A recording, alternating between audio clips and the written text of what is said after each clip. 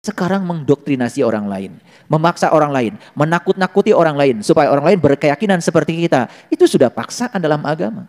Qad tabayyana rusdu minal ghayy wa may yakfur bitaghut wal yu'min billah faqad istamsaka bil urwatil wuthqa lan fisama laha wallahu samiun alim. Jadi ya, tidak ada paksaan dalam beragama.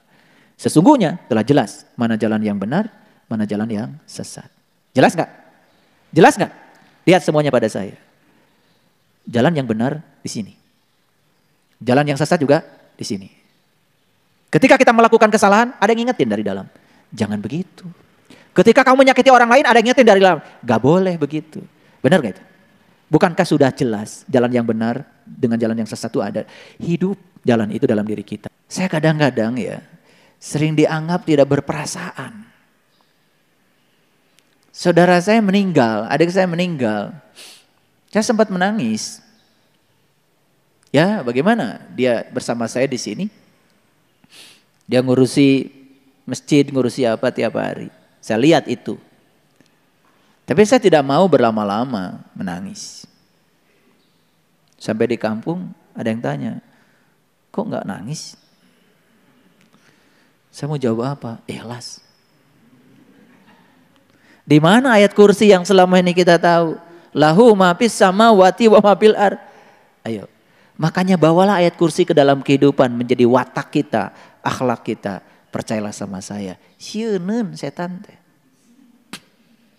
Tidak akan ada yang membisiki pikiran kita lagi.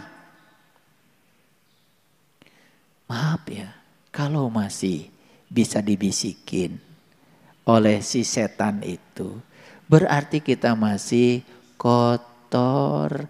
Masih jika si eta.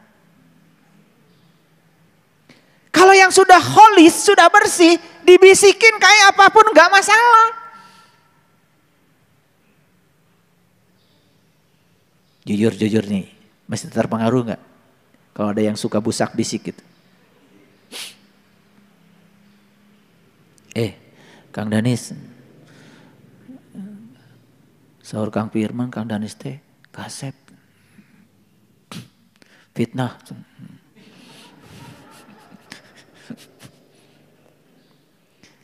Jadi kalau masih terpengaruh dengan busak bisik gitu, itu tanda bahwa pikiran kita masih seperti itu. Paham sekarang setan? Paham setan nggak? Cagap di mana? Cagap. Etan udah cagap saha?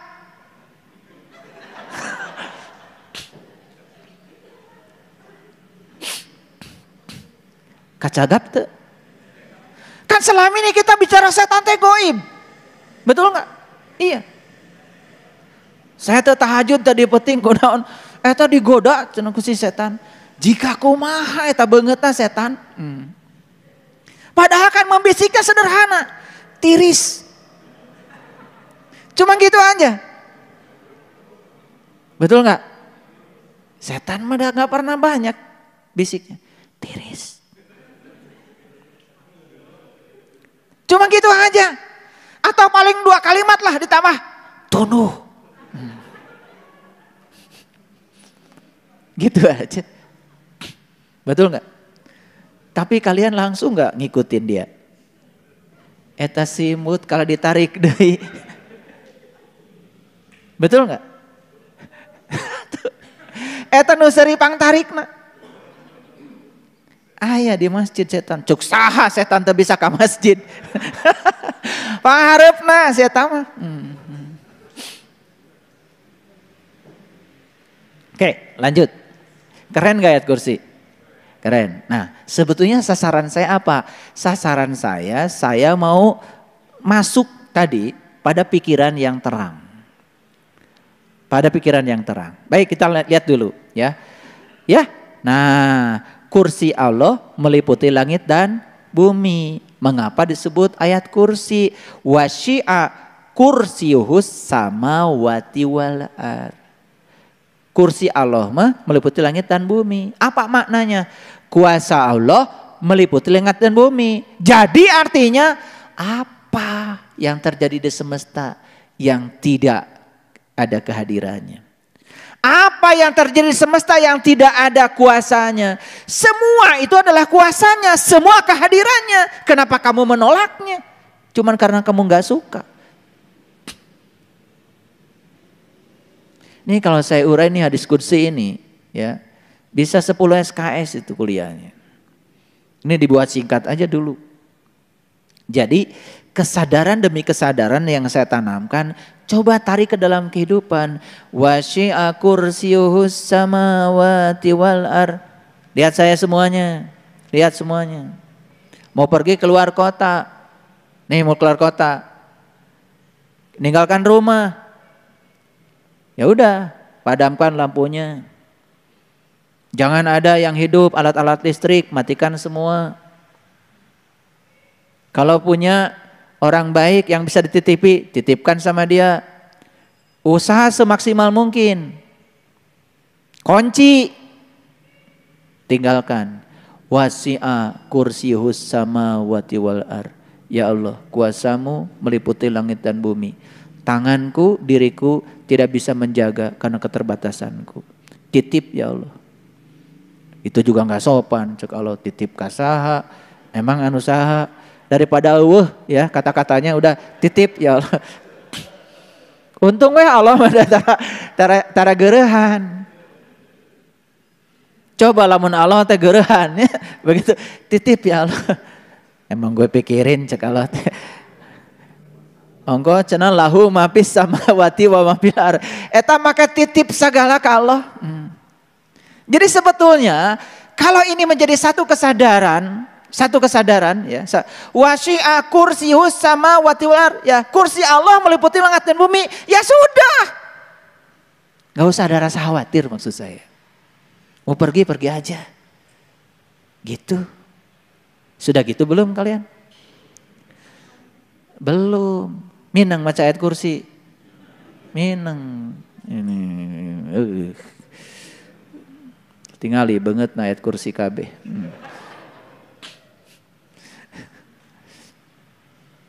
Tetapi tidak menjiwai karena tidak sadar.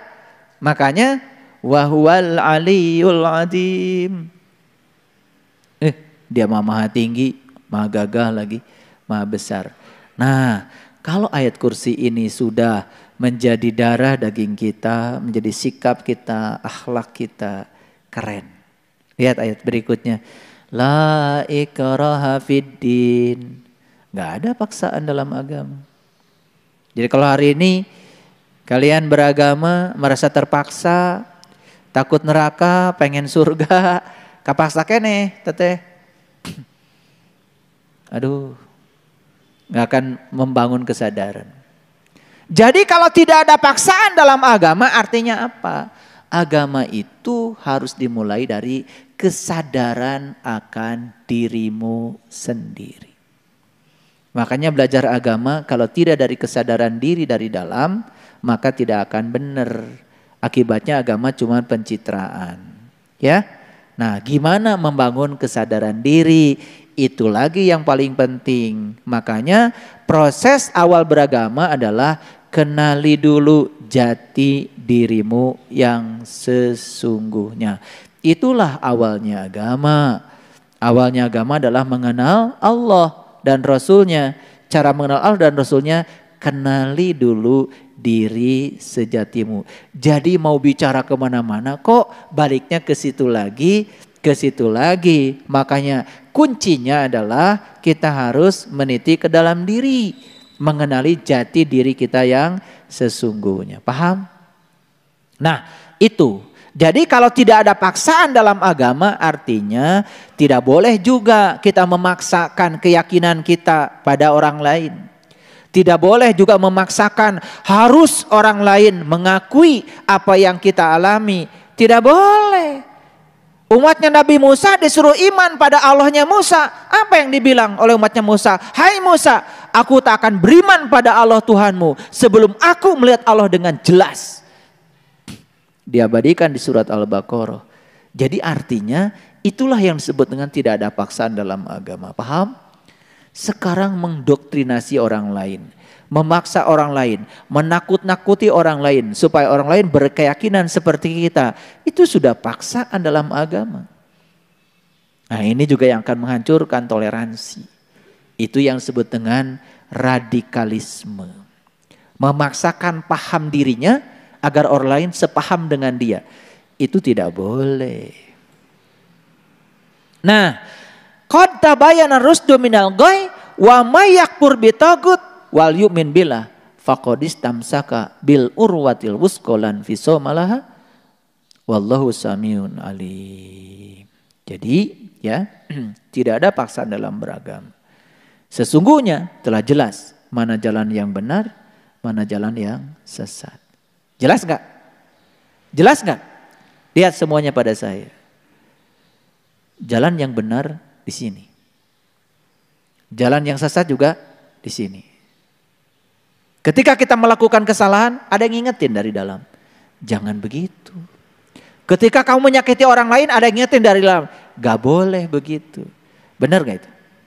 Bukankah sudah jelas jalan yang benar dengan jalan yang sesat itu ada. Hidup jalan itu dalam diri kita. Itu adalah pilihan. Ya, suka memilih yang mana? Milih yang mana? Giliran ditanya gitu mah cari cing. Karena itu barang siapa yang ingkar kepada togut, berarti dia sesungguhnya beriman kepada Allah. Siapa togut? Togut itu yang tadi, pikiran burukmu, pikiran gelapmu, itu togut. Jadi sebetulnya dalam diri kita tuh bersaing tuh togut ya dengan kebenaran. Nah, yang sering kita ikuti sayang sekali justru adalah togut. Harusnya togut itu diingkari. Karena mengingkari togut berarti taat kepada kebenaran.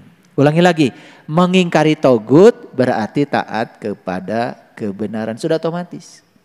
Jadi kalau kita mengingkari togut, sudah pasti taat pada kebenaran. Karena kalau kita menyangkal bisikan-bisikan pikiran gelap tadi, kan pasti yang kita dengar adalah kebenaran.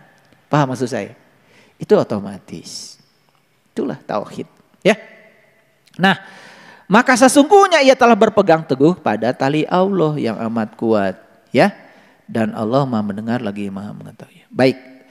Saya ingin bicara tentang tali. Tali. Wa'tasimu bihablillahi jami'a. Wa'tasimu bihabl. Hubble itu tali. Ada teleskop Hubble buatan Amerika. Yang membuat teleskop itu adalah Mr. Hubble. Ditulisnya Hubble. H-U-B-L-L-E. Hubble. Dibacanya Hubble. Saya heran. Orang Amerika, lahir di Amerika, besar di Amerika, kok namanya Arab? Hubble itu kan Arab sebetulnya. Tali. Dan luar biasanya, begitu dia besar, dia sekolah, kemudian dia menciptakan teleskop. Saking bagusnya itu teleskop bisa merekam semua kejadian di alam semesta, diberi nama teleskop Hubble.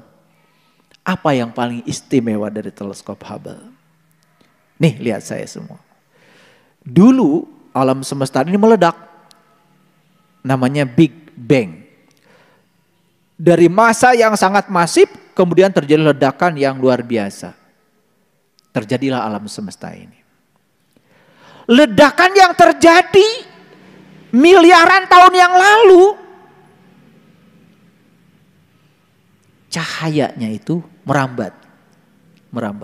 Saking luasnya alam semesta raya ini, cahaya ini merambat dengan kecepatan 300 juta meter per detik.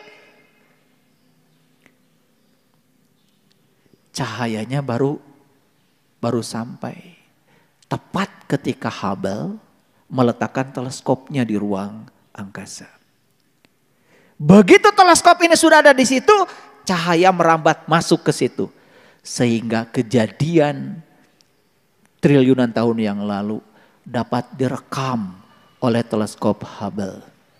Muncullah yang dikemukakan NASA dengan namanya supernova. Pernah lihat supernova?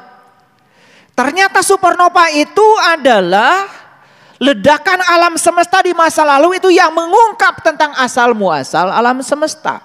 Dari situlah mulai terbuka seluruh ilmu pengetahuan, termasuk pengetahuan tentang astronomi. Mulai manusia memikirkan apa dulu nih yang terbentuk di semesta. Ternyata yang pertama terbentuk di semesta adalah energi. Itulah yang kemudian disebut Nur Muhammad dalam bahasa tauhid. Itu ya, karena kecintanya pada Nur Muhammad, kemudian alam semesta ini tercipta. Maka yang pertama diciptakan Allah adalah Nur Muhammad. Keren banget. Itu bahasa tauhidnya. Ini bahasa sainsnya, supernova. Nah, ternyata supernova itu kalau kita lihat gambarnya persis seperti mawar merah. Seperti mawar. Muncullah Quran surat Ar-Rahman ayat 37. Fa'idha sakotis sama'u fakanat wardatan kaddihan fabi ayyi ala'i rabbikuma tukadziban. Ketika langit rohanimu terbuka, saat itu kau akan menyaksikan merah mawar. Jadi artinya teleskop Hubble itu hanya menginfokan tentang mawar merah yang fisika di masa lalu. Dan itu kata Allah, aku bentangkan ada di dalam dirimu sendiri. Jadi beruntung para sahabat yang sudah terbuka langitnya, yang sudah bisa menyaksikan mawar merah. Nikmat Tuhan mana lagi yang akan kau dustakan. Dari situlah sains dengan ilmu pengetahuan ketemu sambungannya. Ar-Rahman allamal Qur'an khalaqal insan allamahul bayan. Asy-syamsu wal qamaru bihusban wan najmu was sajaru yasjudan was samaa'a rafa'aha wa wada'al mizan alla tatgaw fil mizan wa aqimul wazna bil qisti wa la tukhsirul mizan wal arda wadu'aha lil anam fiha fakihatu wan nakhlu datul akmam wal habbudul asfi war raihan fabi ayyi ala'i rabbikuma tukadziban. Rabbul masyriqain wa rabbul maghribain fabi ayyi ala'i rabbikuma tukadziban. Aku sudah menciptakan dua matahari. Sudahkah kamu tahu dua-duanya? Mereka yang sudah bertemu dua matahari, matahari yang di luar dan di dalam dirimu, nikmat Tuhan mana lagi yang akan kau dustakan? Aku telah menciptakan gugusan bintang di luar sana, dan aku juga sudah menunjukkan gugusan bintang di langit terdekatmu. Nikmat Tuhan mana lagi yang akan kau dustakan? Wan najmu wasyajaru yasjudan wasyamsu wasama arafaha wa wadu'al mizan. Wah, keren banget ya. Jadi orang-orang yang dalam proses pencarian ke dalam dirinya sudah menemukan bintang di langit yang terdekat, menemukan bulan yang sempurna, menemukan matahari yang sempurna di dalam dirinya. Bahkan sudah terbuka asal muasal alam semesta yang namanya supernova, merah mawar dalam dirinya. Itulah manusia paripurna. Dan di level yang seperti ini, pikiran menjadi sangat cerdas, sangat kreatif, sangat tenang. Sebetulnya inilah bibitnya toleransi. Inilah bibit kebijaksanaan. Makanya lihatlah orang-orang yang sudah luas pengetahuannya, mencapai kesadaran tertinggi, tidak pernah usil, tidak pernah komentar, cuman memaafkan dan membiarkan.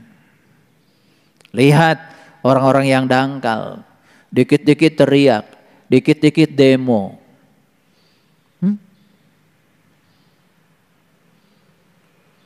Maaf ya, bukan tidak setuju dengan demo di alam demokrasi. Tetapi kalau kita mau demo, berdemolah dengan santun. Di alam demokrasi, menyampaikan pendapat itu merupakan dijamin oleh undang-undang. Tetapi tentu saja, sekalipun mengumpulkan pendapat dijamin undang-undang, sampaikan dengan cara-cara yang santun. Keren gak kalau begitu? Keren sekali. Menyampaikan gagasan yang benar dengan cara yang keliru membuat kerusakan. Betul? Pot bunga dirusak, jalan dirusak, gedung dilempari, mobil polisi dirusak, mobil tentara dirusak. Apa sih yang mau dibangun? Tidak mungkin kita bisa membangun keberadaban dengan cara-cara yang jahat semacam itu. Jadi sekali lagi, kembali lagi kepada pidatonya Cinta Laura tadi tentang moderasi beragama, maka kita harus berada di titik tengah. Moderat. Tidak ekstrim, tidak eksklusif. Marilah kita eksklusif di dalam saja. Tetapi keluar kita harus sadar bahwa sebetulnya memperuncing perbedaan hanya akan memperkeruh suasana. Tetapi ketika kita mencari persamaan, yang terjadi itulah bibitnya persatuan dan kesatuan. Makanya NKRI adalah harga mati. Saya setuju. Kenapa? Semesta yang begitu luar biasa yang bernama Indonesia ini, siapa lagi yang bisa menjaganya kalau bukan kita-kita ini. Sepakat?